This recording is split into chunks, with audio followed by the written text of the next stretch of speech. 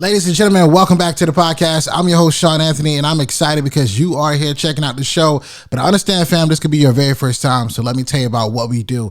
Each and every single week, we continue to bring you an inspiring person or a message that's truly going to help you, whether you're trying to climb that corporate ladder or perhaps you're ready to start your own business as an entrepreneur. This is the show for you. But most importantly, everybody who has ever been on this platform has answered the question we've all asked ourselves at some point in life, and that school's over, now what? Like, how do we do? Like, what do we navigate?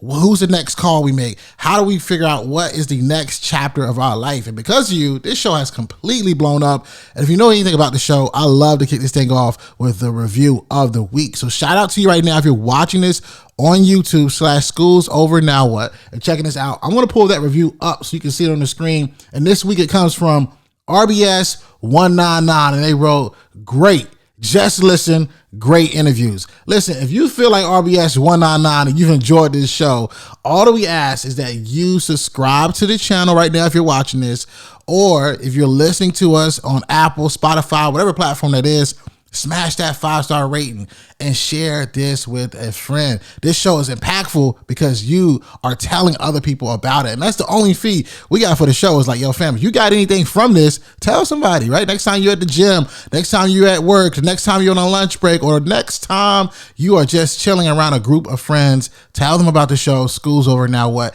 We are almost at 700 plus 5-star ratings. That is crazy. And you know anything about the podcasting space, that is phenomenal numbers. But I'm excited because this week, I'm like, you know, what could be the solo message? I want to give an episode where I can just pour into you. And I thought about where I was currently at in my life. And that is, yo, as an entrepreneur, you got to be kinder to yourself.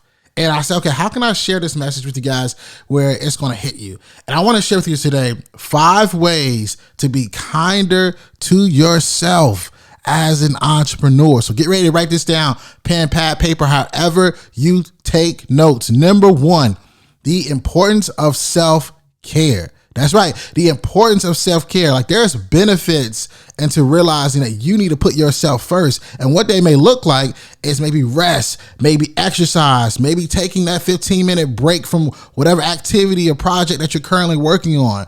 One of the things I do for self-care each and every single day is that I will spend about 30 minutes in the gym, followed by walking at least a bare minimum half a mile, bare minimum around a local park that has nature and trees. And that's all for self-care, fam, because you have to slow down sometimes and recharge as an entrepreneur. When you're going, you are bound to break. So I want you to make sure that you are practicing the importance of self-care. Number 2, you got to embrace failure as part of the process.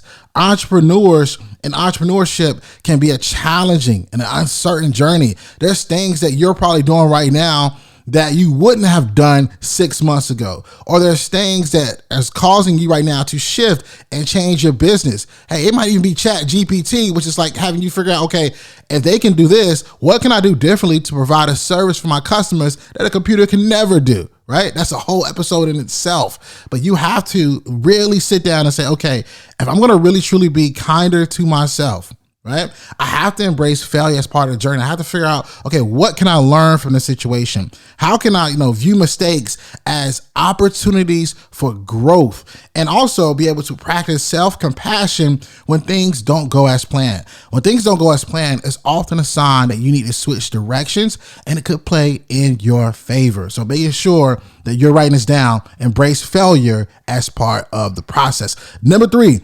mindfulness and meditation. I know it sounds wacky sometimes to like sit still with yourself and get together your thoughts. There was a book I read by Ryan Holiday and was talking about stillness is the key. That's because he was slowing down and realizing, yo, I might need to assess things a little bit differently. This will help you reduce stress. When you think about sitting down and practicing tips for like incorporating these daily practices into your daily routines. And that could be as simple as, you know what?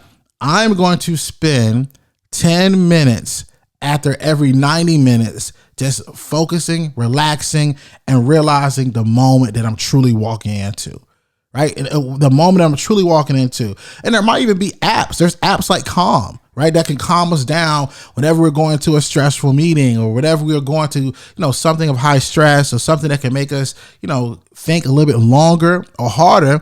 These could be plenty of different ways that we can sit down and get back to center. Number 4, positive self-talk.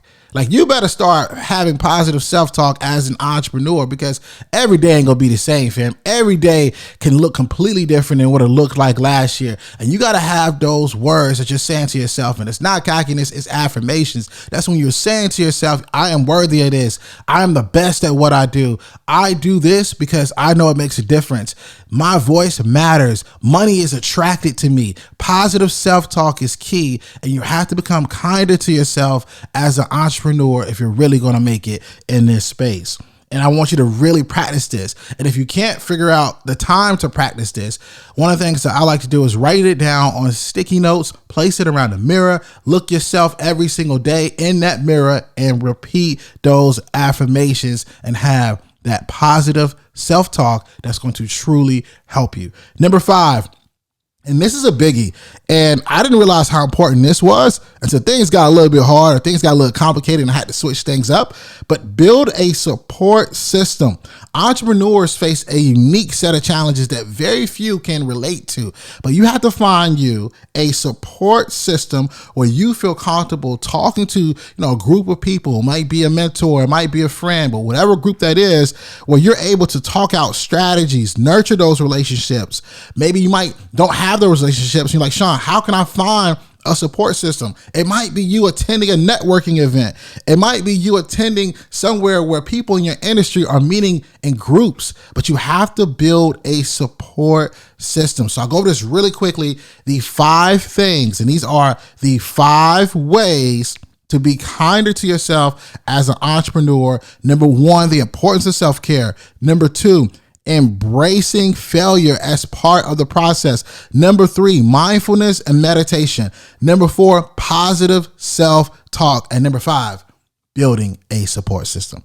Guys, I hope you have enjoyed this solo episode. I hope you are ready to be kinder to yourself and realize you are not in this journey alone. We are all figuring it out. And as we are figuring it out, the best help we can have is each other. Always remember, dream it, believe it, go out and get it. See you next week.